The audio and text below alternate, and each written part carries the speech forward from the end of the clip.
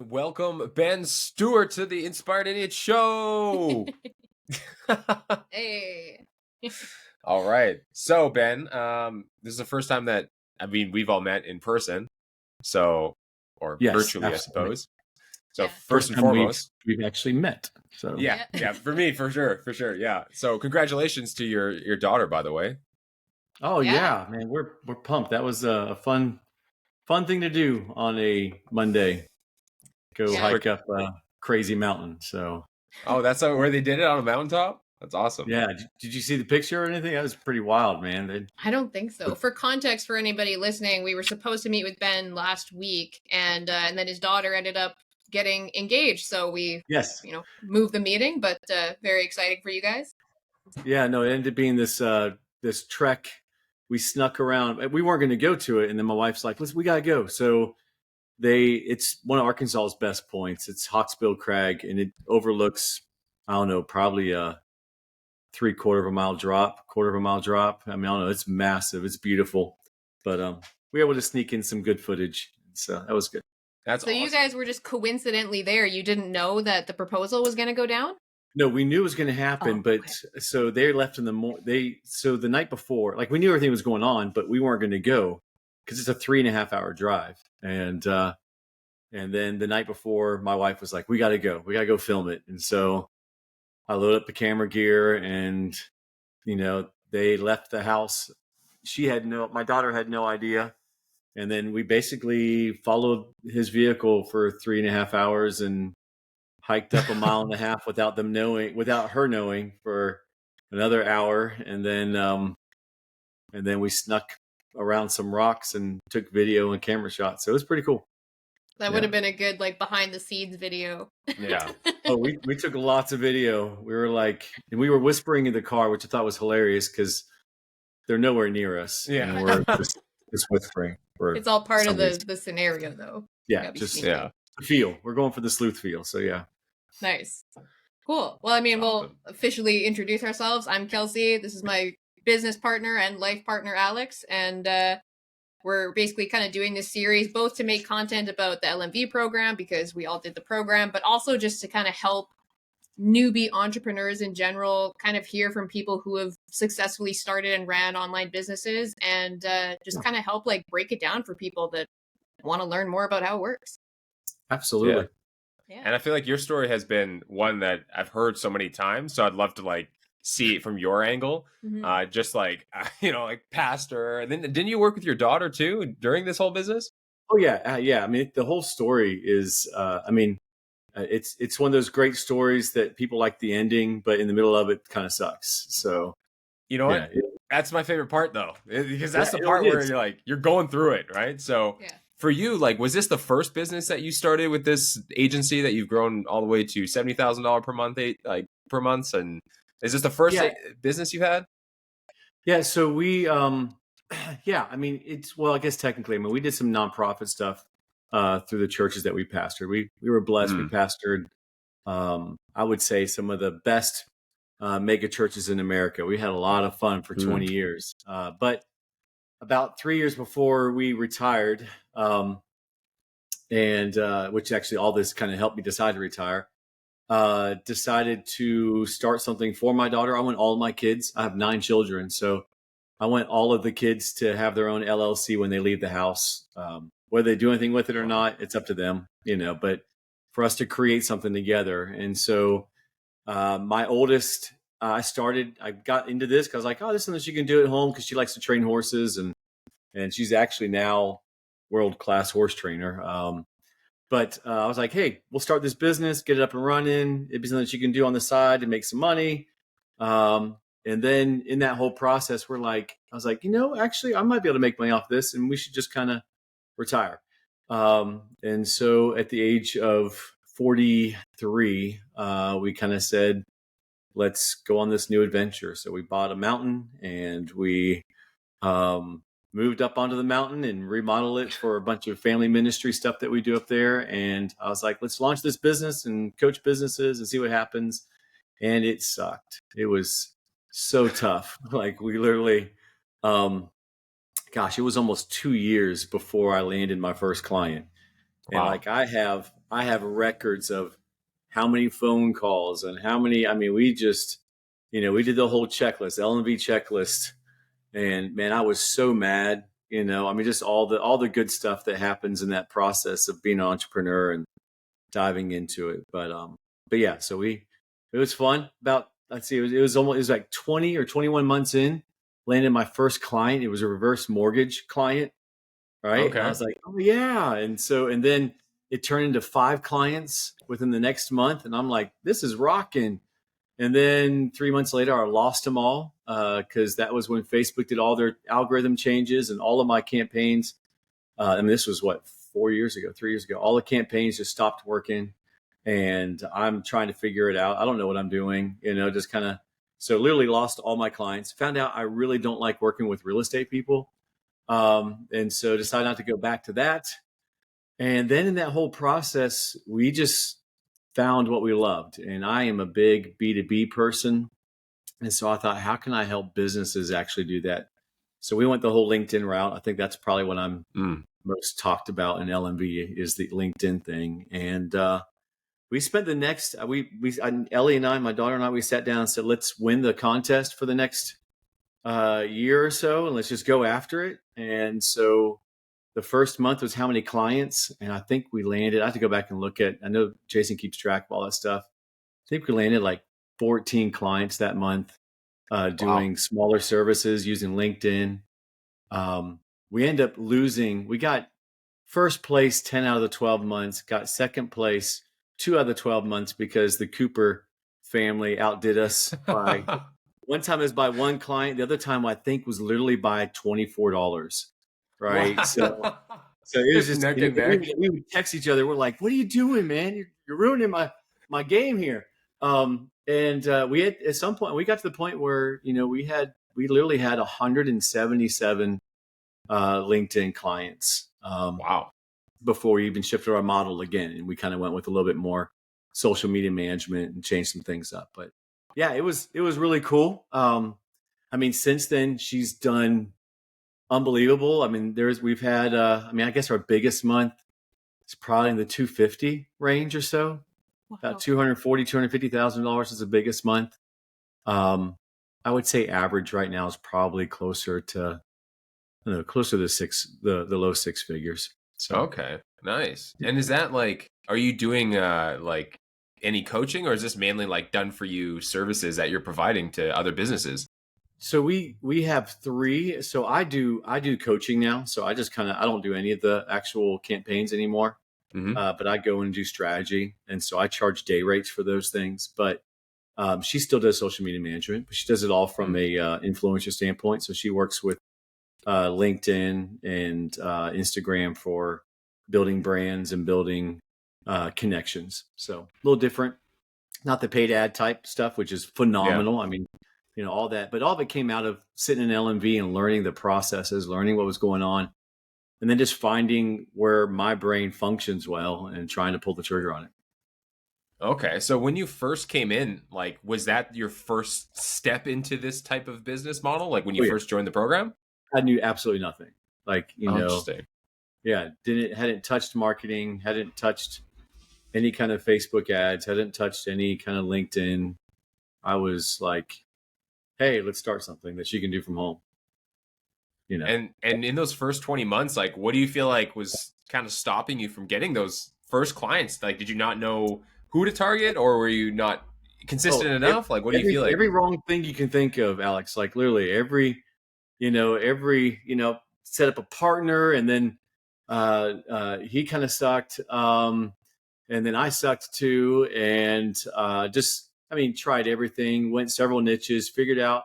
I found out all the wrong ways of doing it, which is why I love the coaching side of things, because there's a lot of things that we learned how to do right through that.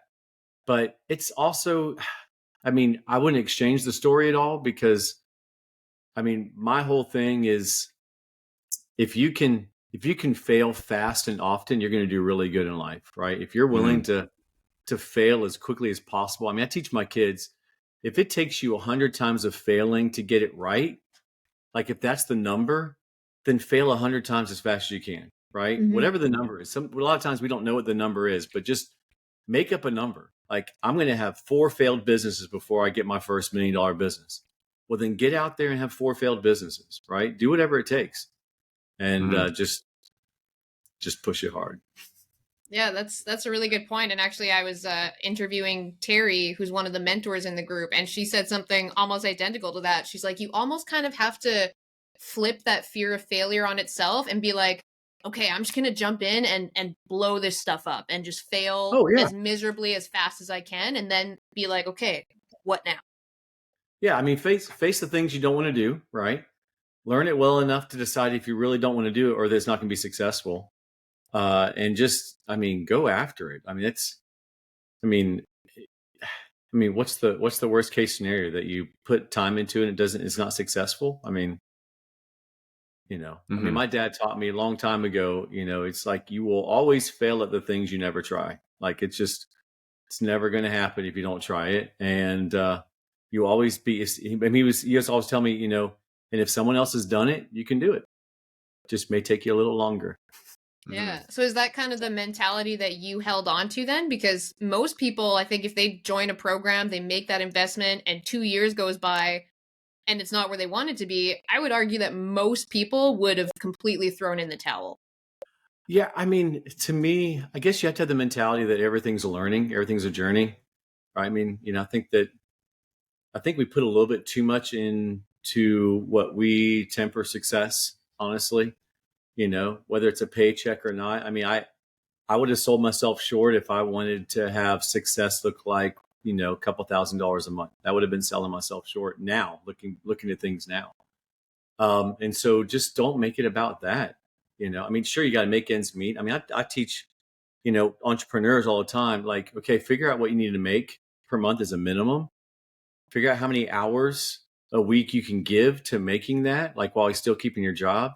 Divide the 2 out, and now you know what number you got to get to. So if you got to make $8,000 a month to live on, then you got to make, $6,500. Basically take that $8,000, divide that across how many hours you can give a week. So if that's 40 hours, that means I got to make $200 an hour. My first client's not going to be $200 an hour, but if I can get my first client at $50 an hour and get that confidence, then my next client pick them up at 75, next client pick them up at, $100 an hour, and just keep pushing it until you've replaced half your income with 10 hours a week. And now it's like, I've got an extra 30 to 40 hours a week. I could jump into this full time and make this happen, and so, yeah. And then just keep pushing it. I mean, realize that, be confident in what you learn in the process. Like, I think that sometimes if we are successful too quickly, we're not confident in what we've learned,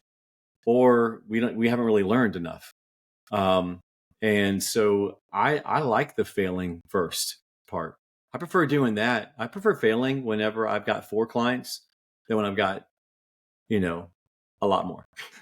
Right. So, so learn the process now, right? Put the time in now, and just figure out what you fall in love with and go for it. Yeah.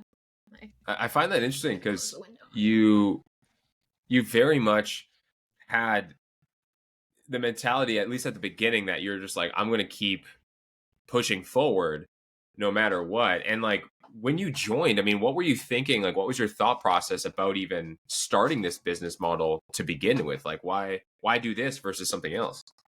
I mean, part of it was just overcoming the fear of spending that much money on a program that I have no idea what it's about. Right. I know if I'm going to make a financial investment, then I will probably stick to it. Going after all the free stuff doesn't win the day, to be honest.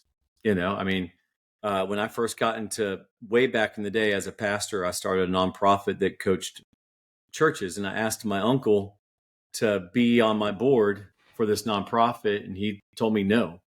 And I was like, why? Because this is a guy who is larger than life. I mean, he's referred to in Jim Collins's book, Good to Great, working with Kimberly Clark. He's like this beast of a guy. He passed away about 8 years ago, but he told me no. And I was like, why? And he said, because you won't charge enough. And I was like, what do you mean? He goes, I know what you're going to do. You're going to go in there, you're going to do it for free for these churches, and then they're not going to value what you did. So he's like, people don't do stuff unless it costs them something. And I was like, so, I mean, I've jumped on the $30 a month, weight loss thing. And I lost $30 a month worth of weight, right? So like maybe a pound or two. I've done the, $15 a month subscription to this education thing that I never watch. But the moment you drop down, a month's salary on something, or in some cases 2 months salary on something, then all of a sudden it's like, I probably need to use this investment, that's my whole thing now is just, if you want to actually conquer something, spend the money on it and make it hurt, right? Like make it to the point that it's like, if I don't do something with this, then this hurts. This hurts a lot. So that's kind of what that was. It was probably one of the most expensive learning experiences I could get into. That was a business starter with no promises. And so I was like, hey, why not do this? And of course my wife was like, why'd you do that? And so, but I mean, we got over it, obviously. So now she's like, why didn't you do it sooner? Yeah. No, actually she's like, it took you how long? Yeah. So she's the best at this. So that's so funny. Yeah, wow. I think that's a really good point. I mean, most people don't take things seriously unless they have some skin in the game, as James says. And I think that it also kind of raises the caliber of the whole group, because if you give something really valuable away for free, you're going to also kind of attract some of those, like, for lack of a better word, tire kickers, and they're not really taking it seriously because they don't have to take it seriously. It didn't cost them anything to be here. And I don't think that mixes well with people who are like, I invested in this. I'm serious about turning this into a money-making opportunity. Like, let's cut the crap, Yeah, absolutely. I mean, it's, and I think it goes for every area of our life. I joke around about the whole weight thing, but man, I felt that most of my life, and then it wasn't until about a year ago when I dropped down, $1,800 a month for a fitness coach that I didn't even see, a Zoom call guy that would tell me what to eat and what to do in my workouts and yell at me every time. Right.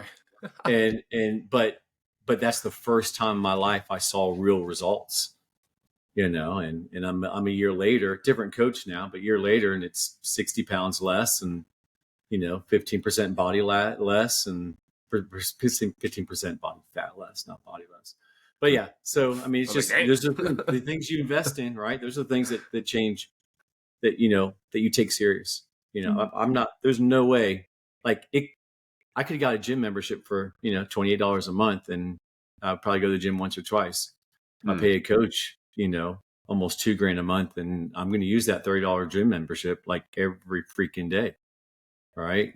Because that day is worth a little bit more now. So same thing in the business. So as you get into things like L&V, you have an opportunity, every bit of investment that you give into, whether it's L&V or you go into even the accelerator program. I think they just launched another one of those. Those are investments into your future. And if you're willing to spend the money and the time, and unfortunately for us in our American culture ideology, our time follows our money. So, that's kind of where it goes. Yeah. Okay. So for you, I mean, 20 months in, right? I'm just trying to paint the picture for you. Like when you got that first client, what do you feel like shifted for you to be able to get that first client? And also in your mind when you're like, I finally did it. Oh, like I got money from this. Yeah. I honestly, for me, it wasn't anything shifted. I mean, it was just, it finally worked.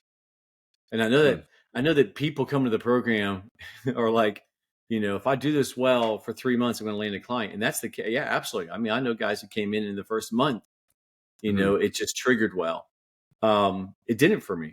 I mean, I literally, I could show the spreadsheets of how much work I did every day on it, of calls and emails and all that. But I just learned from every time it didn't work. And I eventually got somebody, law of averages, I mean, if it's 1 out of 100, I just happened to, it was number 100 for me, right? That actually said yes. It wasn't number 6 or number 14. So we just kind of just dove in that way. So Do you still have those spreadsheets? I'm sure I do. I save everything. I should go look for them. That would be gold. That'd be gold. I'd love to see like how many people you actually reached out to until you got the first one. Like I'd love to see that. All the green X's. Yeah. So I mean, we even have before we even decided to start winning the competition, like how I motivated even my daughter, who at the time was like 17. I was like, hey, Jason has like, if you call 25 people for 25 days, it's like an extra $100. So this is early on in LMV days. And so she would do it, turn it in to get $100 at least for making all those calls. And I mean, we have so many of those things that we did that we're just like proving that you could do it all and still not land a client, right? I'm sure I was like the unfun person for Jason and James at the time, because it's like, this dude's actually doing it all and it's not working, but it was working. It just law of averages. We were on the other side of it. So, but I mean, and I mean, I'm not going to act like we were all happy during the whole time. I mean, I remember sending Jason, I joined the accelerated class and I'd send him this harsh text, at the end of it. I'm like, dude, you weren't even there for the last 3, sessions. You had, Mario doing it. And it was funny. And then obviously, it was funny. Yeah. He texted me back, get over yourself, Ben, and it's like, yeah, you're right. Absolutely. I just need a rant for a minute, man, and so, so I mean, we've had some great, I mean, the Lord's truly blessed it. Has really truly blessed the business and blessed what we've done. So. Yeah, I think that honestly, I mean, I can understand there were probably moments of frustration for you in that process, but the fact that you went from, almost 2 years without a client, you still stuck it in there, you still put in the work, and then you grew your business to a point that most people don't.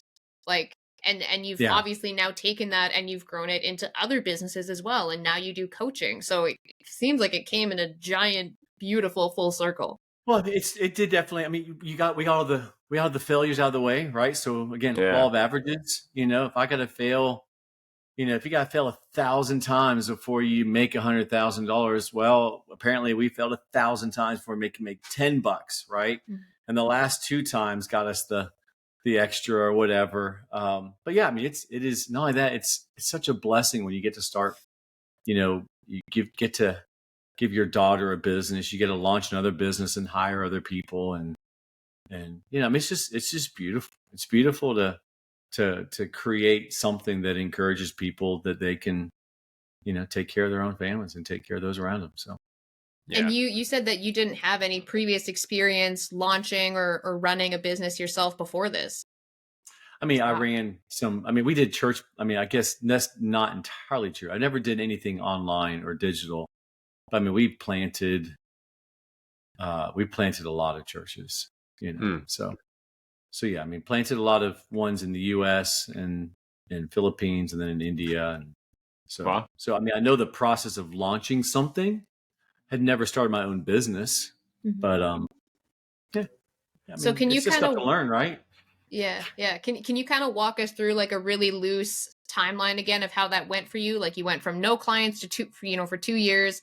You got your first couple and then you guys started winning the sales contest and now you do business coaching. So how did you kind of make that little transition? So we, the first 20, 21 months like that, we hadn't landed a client. We landed one. The next month we landed 3 or 4 more. We were up to 5 clients, had that for 3 or 4 months, and then had some major changes in Facebook where they did their complete revamp and their ad manager completely changed and all this stuff. And in that process, we ended up losing all those clients over the next 2 or 3 months. I remember that July and August being like, oh my gosh. But then I just sat down and figured out what have I loved? What have I loved in this process? What is it I'm good at? And so that's when we switched platforms. I was like, you know what, LinkedIn, I can speak that language. I've been an executive for many years. I'm gonna create, because I was doing it to get more clients. And then I realized, wait a second, this is marketing in itself, right? Everything I've learned in LMV about landing clients through Facebook or Google Ads, I can do this on LinkedIn. And so I started creating these marketing campaigns for business growth in LinkedIn. And then we created this whole process of it. And we just started landing, great clients.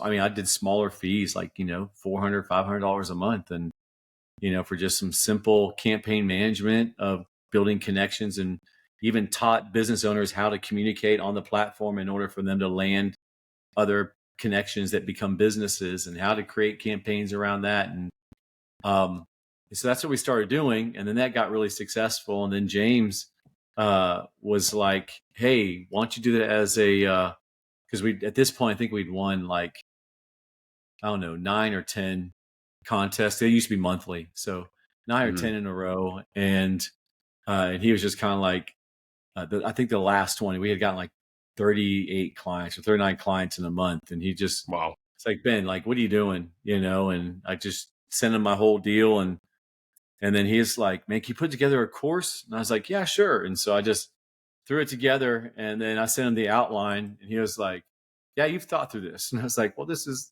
what I love. So we launched that, and that went really well. It was really cool. We had about 110 L&V students actually jump into the course, which is, I think, pretty cool. And I gave away a ton of free content on LinkedIn. All of it still applies. I mean, we literally, what we've taught in that course, my daughter now does for clients. And I mean, it's not, I mean, our start price is like $19.50 a month for one client, for her to do the full development of that account. And so it's really neat. And so from there, I started finding myself, like, when I did the course launch, I realized, oh my gosh, I love this. Like, I love helping people launch something. I love helping people discover what they're good at and put a practice behind it. I love teaching people that discipline isn't doing the right thing, the big thing. It's doing the first step, right? I mean, that's, the whole working out thing in the morning, right? It's not the workout every day that's discipline. It's when the alarm goes off at 4:52 a.m., do I get up, right? That's the discipline. And so learning the small step in discipline to do the big step, right? And for early entrepreneurs in LMV, it's not going to be, did I make 30 calls in a week? It's going to be, did I go sit in my office at 8:05 and get started, right? I mean, who's going to just go sit in the office at 8:05 and do nothing for 4 hours, right? It's like, take the small step and actually do it. So I found out I loved that. And so then I got into business coaching from there. And so we have Summit Group Strategies, which is our business coaching line. We've got Focus One Media Group, which is our online marketing and influencer development. And then we have Stewart Legacy, which is our real estate arm now. So that's okay. Interesting. And on LinkedIn, I'm curious, like, when you have one of these clients that come in, I mean, I'm sure this campaign has evolved over time, but for the most part, what's the point of doing someone's LinkedIn? Like, what are they kind of getting out of it? So what they're getting is meaningful conversations with people who would say yes to their business offer, like, or their service. Is it mainly like a service-based business, or is this like for coaches, or? Absolutely anything. I mean, we have mental health businesses. We have IT companies, fitness people. I mean, when you sit across from a gym owner and you say, hey, yeah, you can land. You can go out there and do Facebook ads and land, for every, however many dollars, whatever your customer acquisition cost is, you can land a client. That's great. How about I get you to talk to, that business, that concrete business in your town there that has 600 employees, and how about we get you to have a relationship with that HR director, so you can say, hey, I'll give a 50% discount if you put this as part of the benefit package for your company. I mean, that's like a huge win. Now that gym is landing 600 accounts. They're not all going to come, but they're landing 600 accounts. I mean, that's just one example. So it doesn't really matter what what the business is. You can win on social media platforms. So you can win on LinkedIn. You're mainly targeting, like, the reason that you're on LinkedIn, you're targeting businesses that would be complementary in some way. Like, you're connecting a business with a business, to a business, so that they can sell a lot of memberships at once. It's the next level of whatever it is, right? I mean, so like even marketing companies, like digital marketer, why would you not be on LinkedIn? every business owner, like not every, that's wrong. 73% of business owners are on LinkedIn. Wow. So why are we targeting our own prospecting? Why are we going on Facebook to land a business? Man, I can get on LinkedIn and just, now I might use Facebook for that business. I better know how to market on there. But why am I not diving to LinkedIn and grabbing more clients off of that? Why am I not, checking out who all the local businesses are and having a connection, find out what they're going to through LinkedIn. Oh, look, they're all part of the Chamber of Commerce of Jonesboro. Let me join the Chamber of Commerce of Jonesboro and just show up one day. I feel like, and let me know if you feel like this is the case or not. I feel like LinkedIn is such a different platform than the rest. So it's like the content is different and it confuses, because for me, like I've done Instagram accounts before. Like I can grow Instagram accounts. I've done that. I've run that kind of social strategy. But like LinkedIn has always been something I'm like, man, it's interesting. Like when we talk to business owners, we've talked to people who are like, I think my people are on LinkedIn, and I'm like, they are. And we've like kind of dabbled in those connection campaigns, and it was so easy to sell them into it because they're already like, yeah, that's where all my customers are. So it's like you connect them together, and like, okay, I like that. If you're in the SEO world, right? It's such, or even the GMB world, it's such an easy connection for high level backlinking. LinkedIn is, and people don't really ever think about that. I mean, there's so many benefits. Now, if it's not a perfect animal, nothing is, right? But that's the market that we slide into. And what we do for a lot of these businesses is we create multi-platform social media management, but it's what we call echoing, right? So we're not actively maintaining engagements on the other platforms, but we are echoing whatever we do on LinkedIn into the other platforms as a setup for any future need in those platforms. So let's say the world shifts to Instagram for business. Well, we're set up because we have an active, echoing account that's going on with that. Right. You got presence on all the platforms. Yeah. Okay. Interesting. And are you guys shooting the content for them or anything like that on LinkedIn, or are you just mainly connection campaigns? So it depends on the package, right? Some are just strictly connection campaigns and creating message relationships. But we also do some SMM, right? So we're doing some management where we guarantee a certain amount of engagements per month.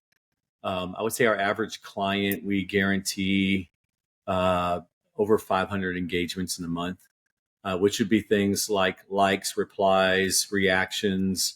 So there's content posting, but a lot of it on LinkedIn. Understand what's beautiful about LinkedIn is I can do it from my home. I don't have to go out and video anything. Reels are not the highest clicked thing. Content is the highest clicked thing on LinkedIn still. So it's words followed by a picture, not picture followed by words. And so it's just realizing that as you're doing your promotions out there, and then getting those meaningful responses. So if we're in somebody's account on LinkedIn and another local business owner responds to a post that we put up about Veterans Day, we can reply as that person and say, "And thanks for taking the time to recognize veterans. They're really important to us." And then before you know it, that person's messaging you privately, "Hey, we're going to be doing this next week. Would you want to be a part of it?" And then you just make sure they get that message. And if they say no, then you drop them as a client, because what the heck are you thinking? No.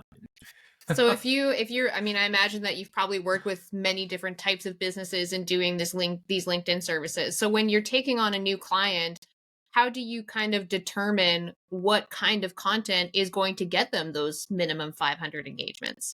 Oh, you can just do research. I mean, it's not hard. Not only that, you can use AI. AI is phenomenal. I know people all are afraid of it, but it gives you 80% of what you need. You have to put the 20% of personalization in it. But yeah, I mean, it's a lot of, what's beautiful is most of the accounts that we get into now have some established presence. It's just outdated and not used. And so there's some level of connection just by sheer age of the account, right? And so kind of building off of that. And so yeah, I mean, it's just, and we've done some from scratch, and they're fine. I mean, it's a lot of fun to get, but it's like if it's in the fitness world, you know how easy it is to find other fitness owners to give you credibility. I mean, if you think about just, again, let's say I'm a gym owner. So where do I need credibility? I need credibility from gym associations, right? The really nice ones. Just for credibility, not necessarily for who I'm going to contact, because if I'm a gym owner, I don't need to contact other gym owners, but I can build up that revolving. Then I got to look at my actual city. Who are the most influential people in my city? Those are the ones I want to connect with. And then content wise, if I'm doing B2B in fitness world, I'm going to think around the health benefits to HR, and to employee engagement or employee longevity, or lowering healthcare costs by having a gym membership. I mean, those are just simple things.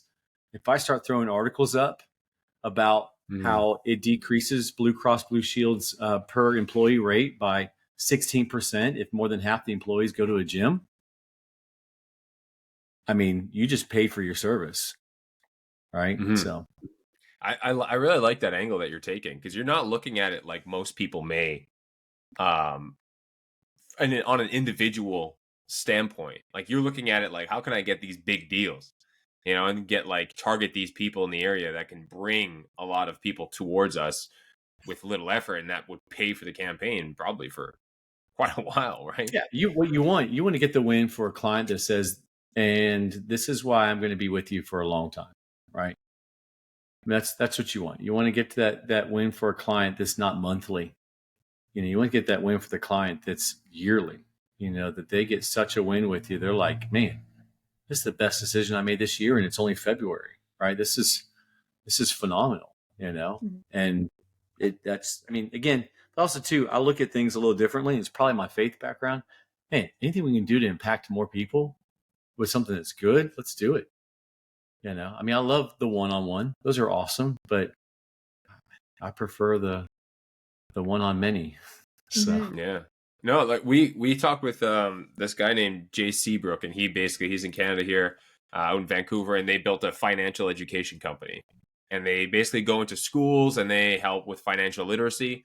And that was the interesting thing that I feel like you guys have in common, in a sense, because you have very similar strategies. He was very much focused on, like, how can we go to a big organization and how can we be like, this is a win for you, and this is a win for your employees. This is a win for all the people in here. It's at this discount. It's at this, right? Like, here's what we can do for you. So anyone who comes in, now they have usage, and their business model changed from like being more about how can we sell as many people and get them in here as possible to how can we make sure that people go through this and we get enough retention, because then we can demonstrate the value and the impact it's having to justify the price points.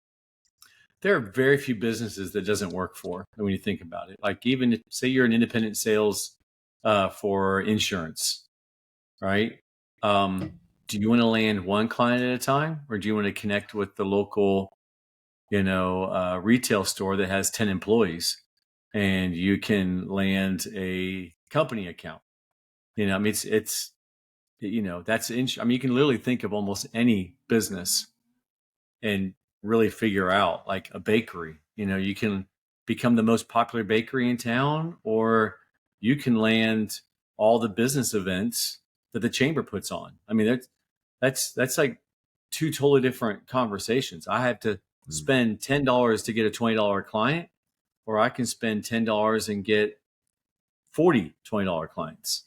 I prefer the larger ROI. Yeah.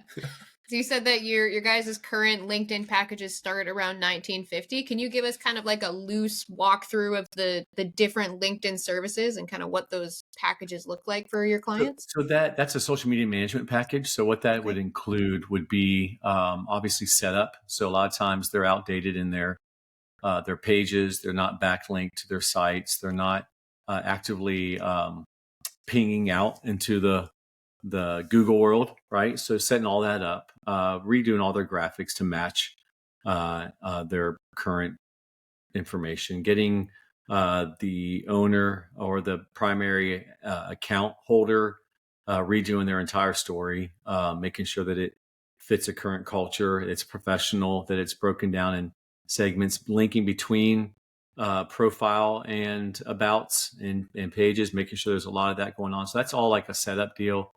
And then creating a targeting campaign that would that would give a good ramp up to who they'd want to connect with. Then we build content. Depending on the client, it's dependent on how much content per month. And then we just go at it. And honestly, we use automation for scheduling basically, but we don't do automation for those accounts in replies or in actual engagements. It's only for postings that we use automation, because we're big on personal touch. I mean, that's kind of where we're a little bit different. We're not just throwing it into a connection campaign. Like, I mean, we literally do not use any software for connection requests. Wow. You guys just have someone manually who goes in and starts trying to build these relationships and like study the area almost? Absolutely. Yeah. That's cool. I like that. That's pretty cool. Yeah, that's good. Yeah, because I've seen I've seen the connection campaigns, and I thought those were awesome. But I could see like just the way you're talking, being like, how can we like look at that one big win? I could see why you would put somebody in there, because you're not trying to like shotgun every business or every owner or something in the area. You're trying to be like, who's the one connection that just boom, yearly win? So what we do is we do blank connection requests at this point for for probably 60 to 70% of its maximum, whatever the count is. So, that's however many connection requests. We do them manually. We're actually going through and just open connect with no message. We used to do messages. We've changed out of that. And then we take our top 10 and we actually message them personalized to their name, something specific to that person in their account. And so that's kind of how we do it. So we do it both and, I guess what I'm saying. But we don't use an automated system to do our so many a day. Like, we literally just pick them out a week and just do it. So we're not promising we're going to send out, I don't even know what the maximum is now, because we're so far away from it. Used to be 100 a day. We're going to send out 3,000 connection requests a month. We're like, whatever. Like, we're going to probably send about 300 in a month. And you're going to have a connection rate around 60%, which means every month you're going to add about 180 people who actually may want to talk to you, instead of Joe Blow out of the middle of nowhere that has no idea what you're doing. They just happen to both like the word army. That doesn't do much. So, it just triggered something. Yeah. And just whatever trigger word you chose. It's like, yeah. Great. Hey, I love that. I saw you were in the army. That, like, okay, anybody can see that I'm in the army, right? But you can say, hey, I loved your comment on so-and-so's post, when I was reading the other day, and I just want to do that. Sound like somebody I'd like to, not necessarily steal your time, but just stay connected with and see what else you're commenting on. Okay. People like real people, right? And you can get paid really well to be real. I honestly, I bet, because like, again, like if you get the connection and that business happens, like that's huge. And like, I by any means necessary, right? It's not a volume game. It's just like kind of a who game from what you're describing. Yeah, absolutely. And so just knowing that, and you can figure that. Anybody who's been through the training that actually has been through, talking about LMV, is actually taking the time to go through the training and really listen to it and learn from it, you start understanding how businesses think.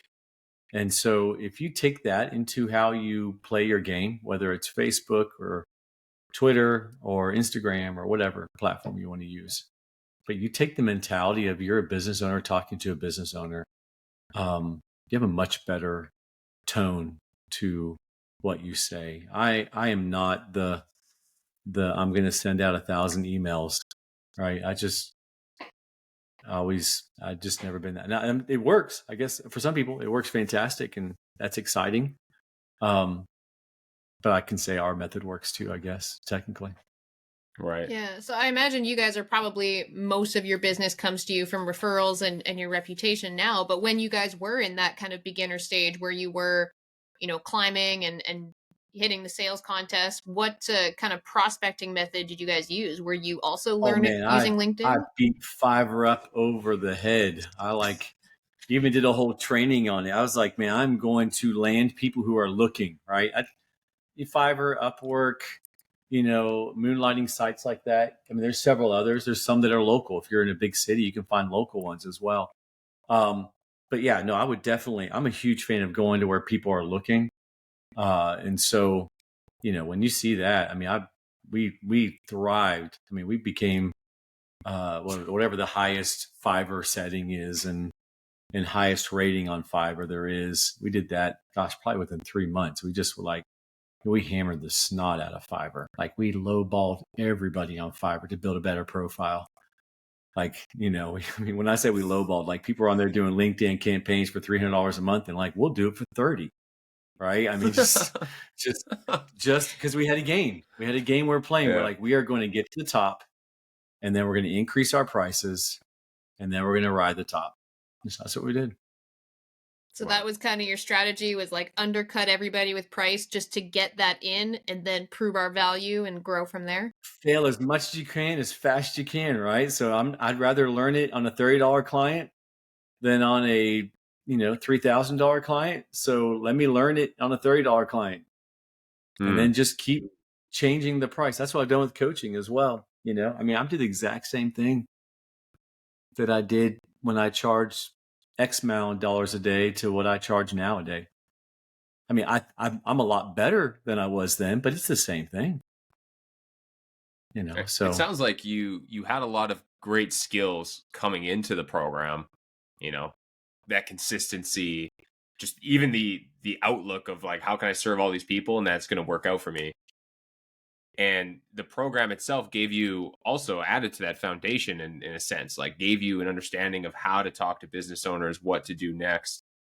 How do you feel like going into the program really kind of affected your results at the end of the day? Is this something that you feel like you would have gotten to eventually to yourself, or was this like a really big crossroads in your own life's journey?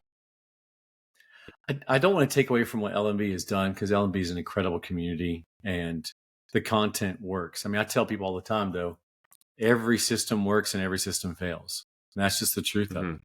It doesn't matter what the system is. Every program out there works and every program out there fails. It's just a matter of what you're willing to tether to, what you're going to actually connect to and stick to.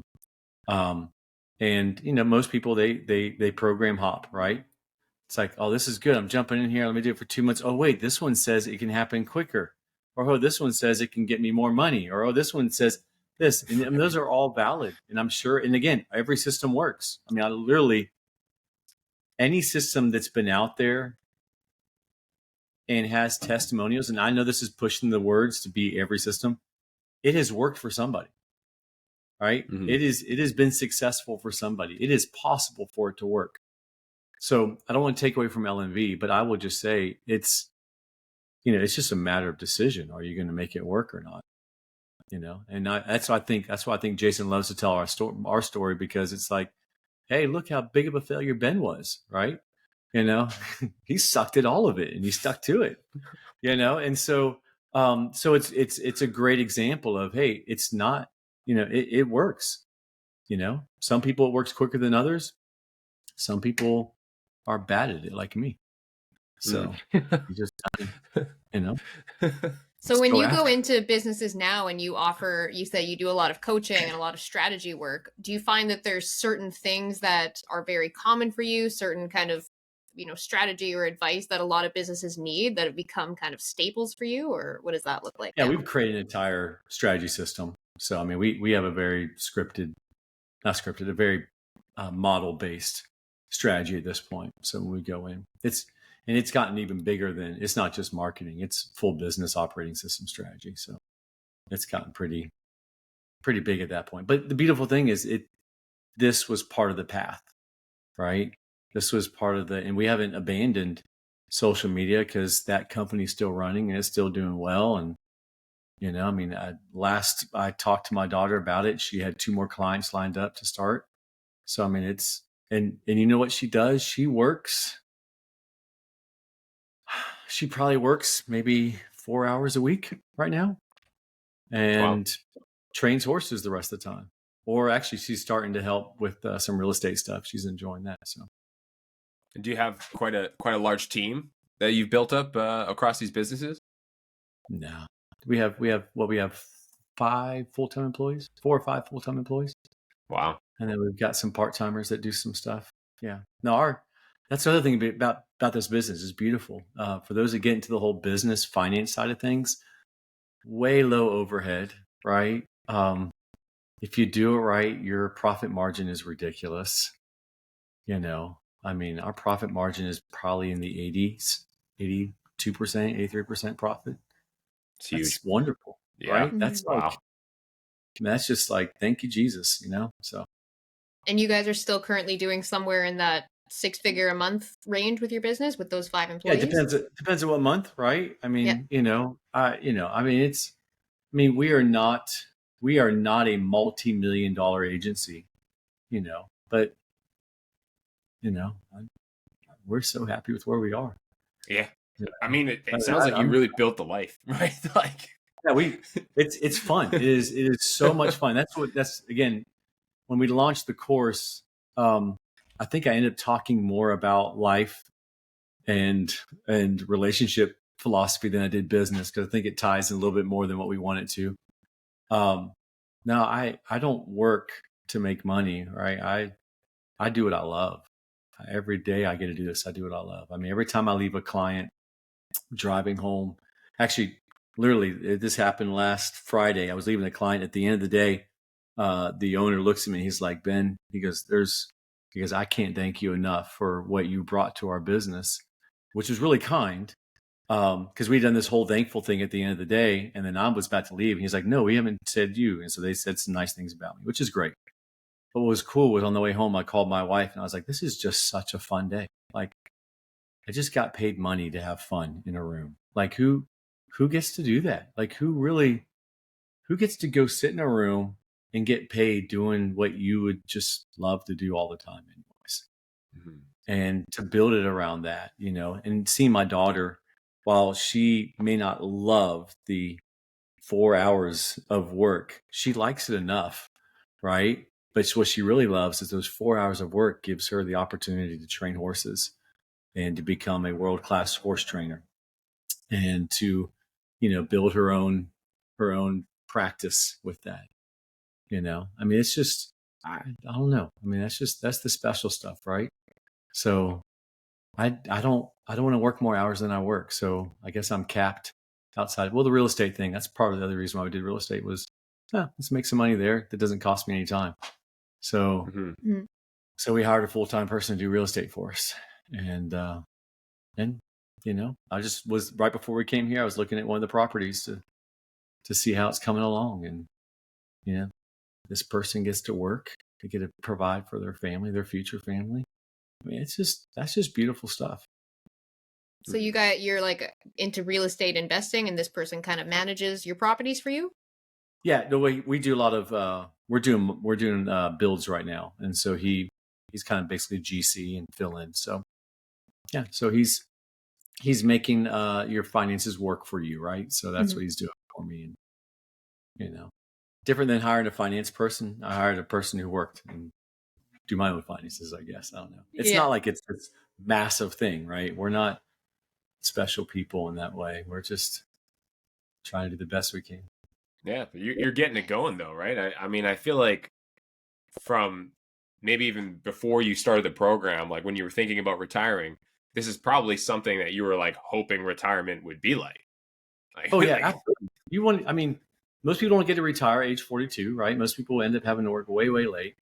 I cannot imagine not doing anything, right? So might as well. I consider myself retired, honestly. this is where I work every day when I want to work, right? I just come into my office and, get to just kind of enjoy, being on a call with you guys and talked to a few of my clients today and worked on a whole new platform I'm building for all of our coaching clients and just kind of having fun, That's exciting. That's awesome. And you guys are still pushing the LinkedIn course? Yeah. Well, I don't know I guess LMB still has it up. I just kind of let them do that. Oh, okay. It was on their side. I gotcha. Yeah. We built it. I could sell it myself, but I'm not trying to, we just let people do what they want to do. If they want it, reach out to Jason, they can have it. So nice. So my last couple questions are just kind of, like I said, we always like to try to pass along some knowledge to people who are either brand new at starting a business or who might be considering it. So if you could kind of pass along any little pieces of advice for people who are thinking of taking that leap and they're thinking that, they have that kind of entrepreneurial spirit, what would you kind of advise to them? Spend enough money that it hurts. Be number one, right? Spend enough money that you'll actually do what you spent money on.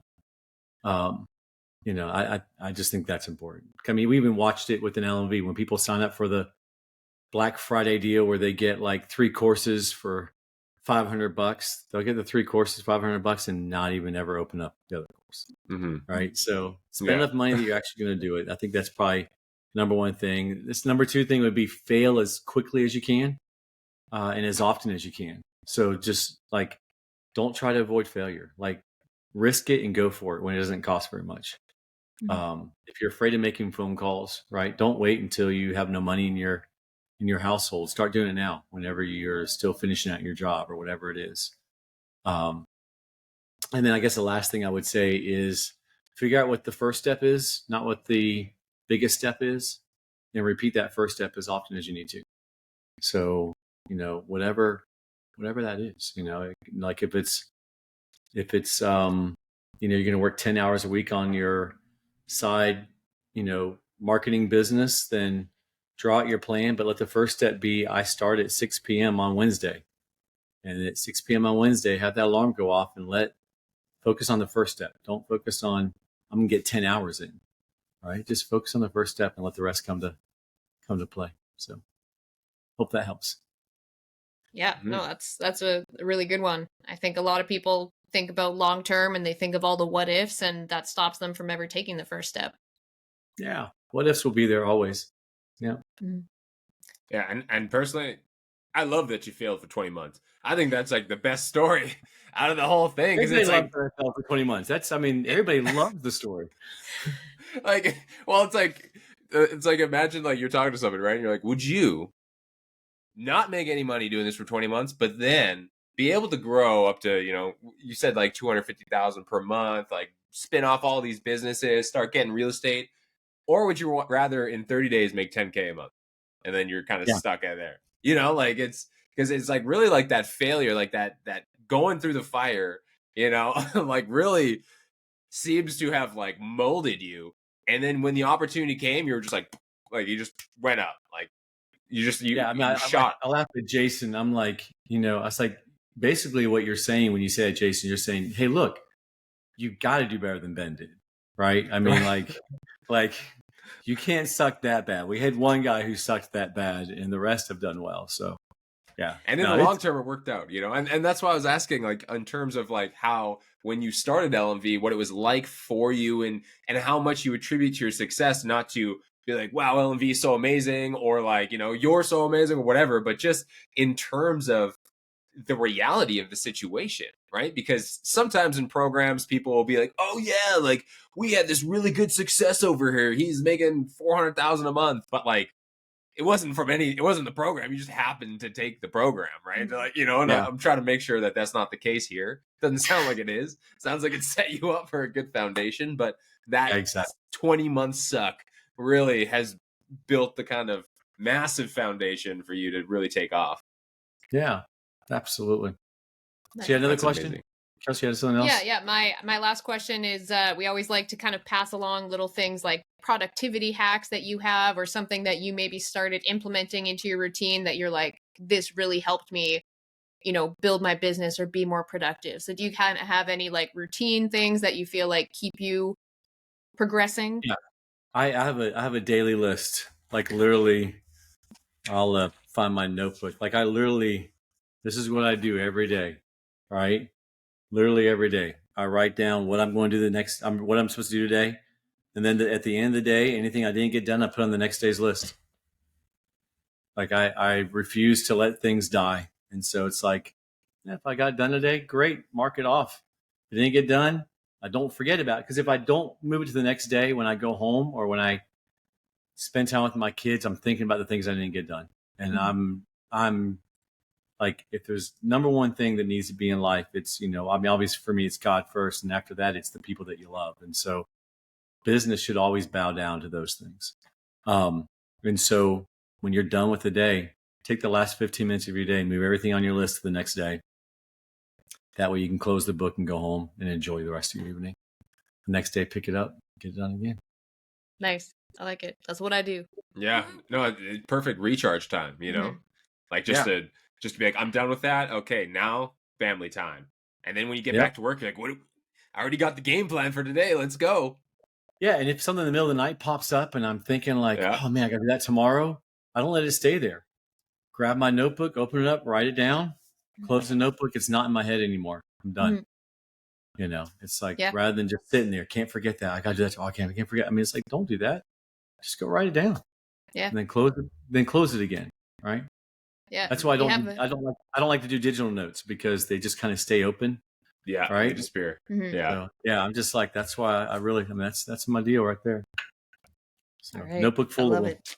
I have simple a whole bookshelf full of to-do notebooks from over the years. So nice. I love all this stuff you've been keeping, man. It gets me excited because I'm like, I want to see the number.